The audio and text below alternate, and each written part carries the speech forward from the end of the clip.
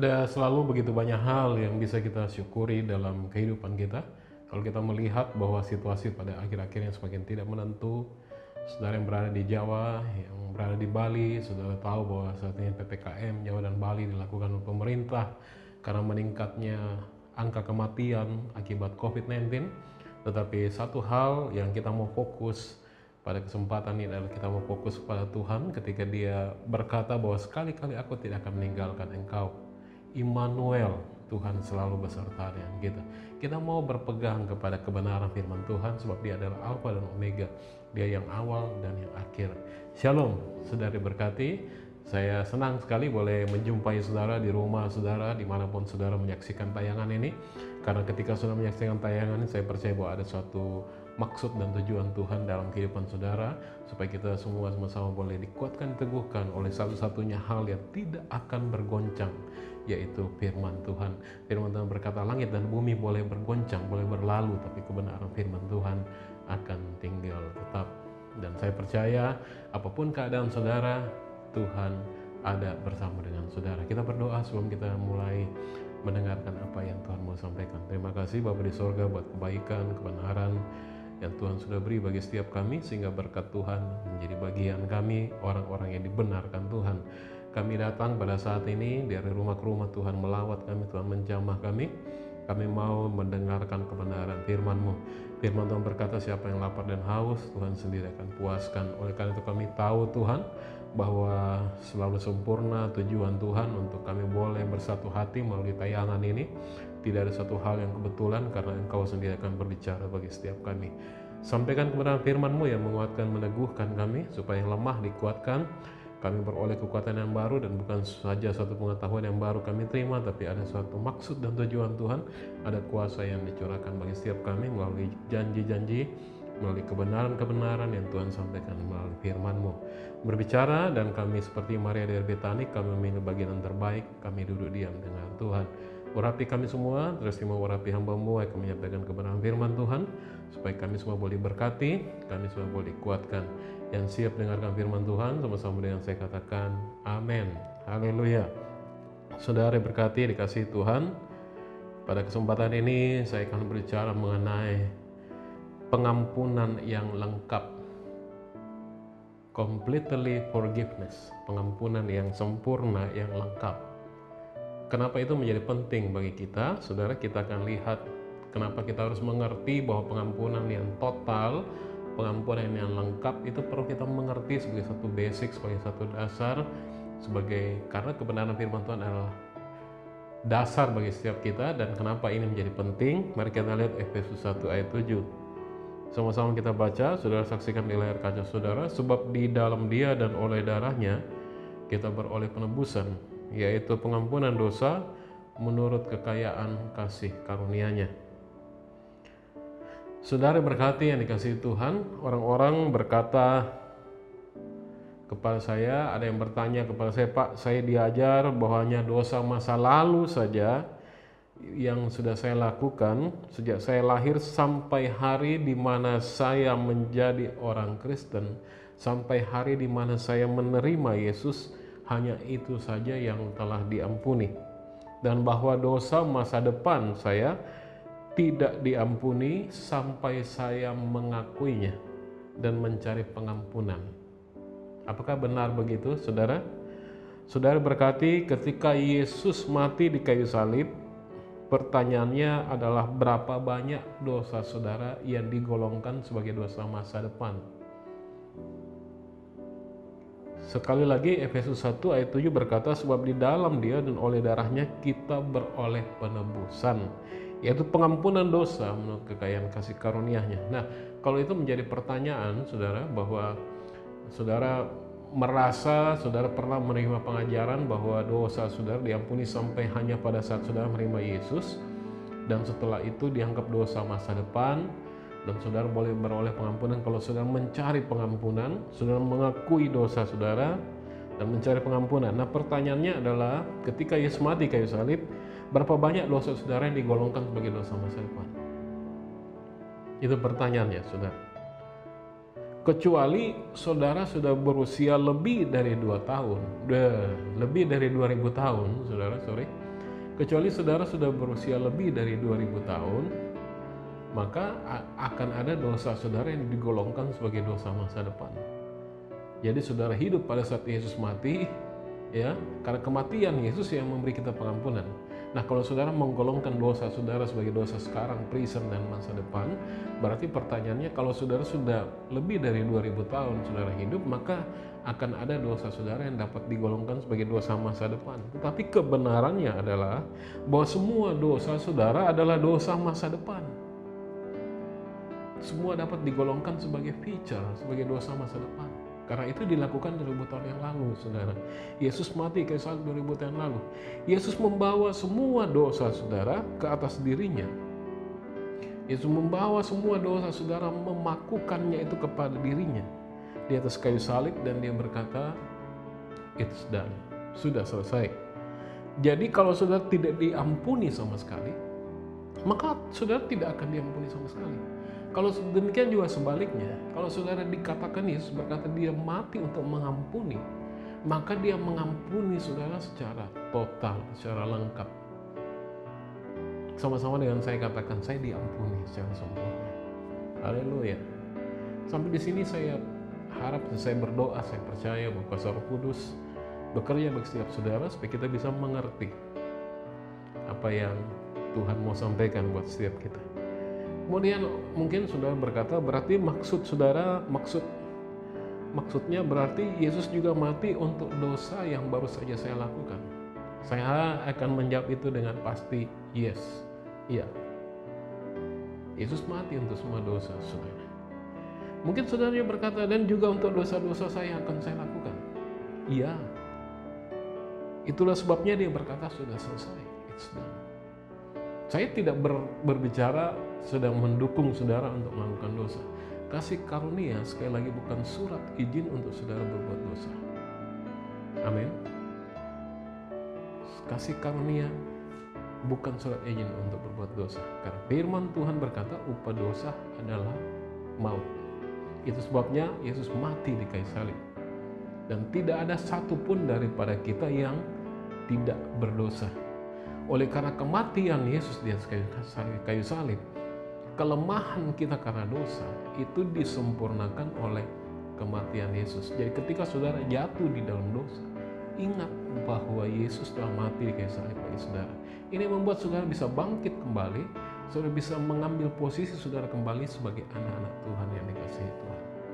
Saudara tidak bergelimang dengan dosa karena saudara tahu bahwa hidup saudara menerima pengampunan yang luar biasa. Sekali lagi saudara bisa bedakan di sini, saya tidak berbicara mengenai kasih karunia sebagai surat izin untuk berbuat dosa, tapi ketika saudara jatuh ke dalam dosa karena kita adalah daging lemah tapi roh penurut, karena kedagingan kita bisa saja jatuh. Sekali lagi saya tidak sedang garis bawahi itu, bahwa saya tidak mengatakan bahwa ya tidak apa-apa untuk berbuat dosa, bukan seperti itu.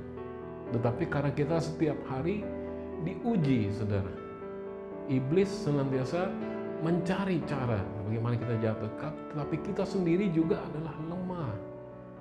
Sebelum Yesus datang kedua kalinya, kita terperangkap di dalam kedagingan kita. Itu sebabnya daging itu lemah, roh itu kuat, firman Tuhan berkata. Nah, ketika engkau jatuh ke dalam dosa, ingat bahwa ada pengampunan total. Ada pertolongan yang sudah Tuhan beri secara sempurna di kayu salib ketika dia berkata sudah selesai. Tapi faktanya saudara, banyak dari kita tidak konsisten dengan keyakinan kita. Banyak dari kita tidak konsisten. Salah satu dari kita berkata, Tuhan telah mengampuni saya dari semua dosa saya. Tetapi bagian lain mengatakan, bagian lain dari kehidupan saudara, dari hati saudara, dari kepercayaan saudara, ketika saudara berkata Tuhan sudah mengampuni saya dari semua dosa saya. Tetapi bagian lain dari pikiran saudara, dari cara berpikir saudara, dari hati saudara berkata, ya, tetapi saya masih harus mengakui dosa-dosa saya untuk saya bisa menerima pengampunan. Apakah saudara seperti itu? Saudara diberkati, saudara diampuni bukan karena pekerjaan pengakuan saudara. Amin. Saudara diampuni, sekali lagi, saudara terima pengampunan bukan karena saudara melakukan pengakuan, bukan karena saudara mengakui dosa saudara. Pengakuan saudara tidak bisa menghapus dosa-dosa saudara. Atau ada yang berkata bisa. Kalau saudara berkata bisa, berarti Yesus tidak perlu datang ke dunia. Yesus tidak perlu susah-susah untuk disalibkan. Pengakuan saudara tidak akan pernah bisa menghapuskan dosa saudara. Saudara diampuni karena hanya oleh darah Yesus yang dicurahkan untuk saudara. Hanya darahnya yang bisa membersihkan saudara. Tentu saja ketika saudara sudah dibersihkan, saudara harus tahu bahwa bagaimana saudara menjaga kekudusan saudara. Saudara harus tahu bahwa saudara sudah diampuni Tuhan. Sama seperti wanita pelacur yang tadinya akan dihukum rajam, dan karena Yesus berkata, siapakah di antara saudara yang tidak berbuat dosa boleh pertama kali melemparkan batu kepada wanita ini. Dan tidak ada. Yesus pun berkata kepada dia pertama-tama, jangan lupa, Yesus berkata, aku pun tidak menghukum engkau. Ada karunia pelepasan, ada karunia pengampunan yang pertama kali. Lalu yang kedua, Yesus berkata, pergilah dan jangan berbuat dosa lagi. Berarti di dalam pengampunan ada kekuatan untuk keluar daripada dosa. Saudara, haleluya. Saudara diberkati, saudara tidak dapat percaya bahwa saudara telah diampuni dari dosa-dosa masa lalu saudara, sekarang dan masa depan, dan masih tetap berpikir bahwa ada sesuatu yang harus saudara lakukan untuk menyempurnakan pengampunan itu. Tidak bisa. Saudara tidak bisa percaya di satu sisi bahwa semua dosa saya sekarang, masa lalu, masa depan sudah diampuni, tapi di satu sisi saudara berpikir bahwa masih ada yang harus saudara lakukan supaya saudara sempurna terima pengampunan Tuhan. Kalau saudara melakukan itu, saudara berpikir seperti itu, maka itu menjadi pekerjaan saudara juga. Maka pengampunan yang akan saudara terima itu berarti be part of, bagian daripada pekerjaan saudara juga, bukan pekerjaan Yesus saja. Saudara terlibat di dalam pengampunan itu. Saudara berkati yang dikasihi Tuhan. Sampai di titik ini mungkin saudara berkata, kalau begitu apakah ada tempat untuk pengakuan? Saudara berkati, kalau saudara baru saja berbuat dosa, saudara selalu bisa memberitahu Tuhan tentang hal itu tanpa merasa terhukum. Saudara bisa selalu datang untuk mengaku akan dosa saudara tanpa saudara merasa terhukum. Saudara berkati dikasih Tuhan, kenapa seperti itu? Karena saudara tahu bahwa saudara sudah memiliki pengampunan yang sempurna, lengkap, total di atas kayu salib, bahwa Yesus dikutuk menggantikan saudara. Amin. Tetapi saudara tidak mengakui dosa-dosa saudara, saudara tidak melakukan pengakuan akan dosa-dosa saudara kepada Tuhan untuk diampuni. Catat itu, ada perbedaan. Saudara bisa datang kepada Tuhan, mengakui segala dosa saudara tanpa saudara merasa terhukum, tanpa saudara merasa terdakwa. Itu sebabnya firman Tuhan berkata, iblis adalah pendakwa. Dia terus mendakwa, tetapi Tuhan memberi pengampunan. Yohanes 10 ayat 10 berkata, tapi iblis datang untuk mencuri dan membunuh. Dengan cara apa? Mendakwa, saudara. Tapi Yesus datang supaya engkau memiliki kehidupan, memilikinya dalam kelimpahan. Saudara berkati dikasihi Tuhan, saudara sudah memiliki pengampunan total dan lengkap karena darah Yesus. Di awal renungan tadi, di awal khotbah tadi, saya mengatakan kepada saudara bahwa ini menjadi penting. Kenapa ini menjadi penting, saudara? Ketika saudara mengetahui bahwa saudara diampuni dengan total, ada pekerjaan Yesus yang sempurna di atas kayu salib, yang Yesus lakukan supaya saudara terima pengampunan secara total dan sempurna, saudara bisa dapat dengan berani menghampiri tahta kasih karunia Tuhan untuk menerima pertolongan saudara tepat pada waktunya. Di masa-masa yang sulit ini, saudara, di masa-masa pandemi yang sulit ini, saudara bisa tahu dengan yakin bahwa janji-janji penyertaan Tuhan, ketika ada begitu banyak janji Tuhan, saya ambil beberapa ketika Tuhan berkata, engkau akan tetap berdiri sekalipun 10.000 di sebelah kiri, 1.000 sebelah kanan, engkau akan tetap berdiri. Kalau saudara merasa bahwa akan ada perlu sesuatu yang saudara lakukan supaya saudara terima pengampunan total, akan sisa satu pertanyaan, saudara, iya apa tidak? Sempurnakah pengakuan saudara? Tapi perlu saudara ketahui pada hari ini, ketika saudara menyaksikan tayangan ini, bahwa cukup apa yang Yesus lakukan di kayu salib sekali untuk selama-lamanya, sebabnya dia dikatakan Alfa dan Omega, anak domba Allah yang berkorban sekali untuk selama-lamanya, supaya kita terima pengampunan oleh kasih karunia-Nya, total, lengkap. Tidak ada yang perlu saudara lakukan supaya saudara terima pengampunan. Dan ketika saudara terima pengampunan, maka saudara adalah anak-anak Tuhan. Sudah dibenarkan Tuhan. Ada kebenaran yang dikatakan di Amsal bahwa berkat ada di atas kepala orang benar. Sehingga saudara bisa yakin dan percaya bahwa perlindungan Tuhan di masa-masa sulit ini menjadi bagian saudara. Bahwa favornya Tuhan, perkenaan Tuhan itu mengelilingi saudara seperti perisai. Saudara bisa yakin itu, saudara bisa percaya bahwa panah yang terbang di waktu siang, penyakit sampar yang mengamuk di waktu petang, tidak akan mendekat kepada kemah saudara. Haleluya, haleluya. Saudara sudah menyaksikan ibadah ini. Saya ajak Bapak Ibu sekalian untuk kita berdoa. Terima kasih Bapak di surga buat kebenaran-Mu.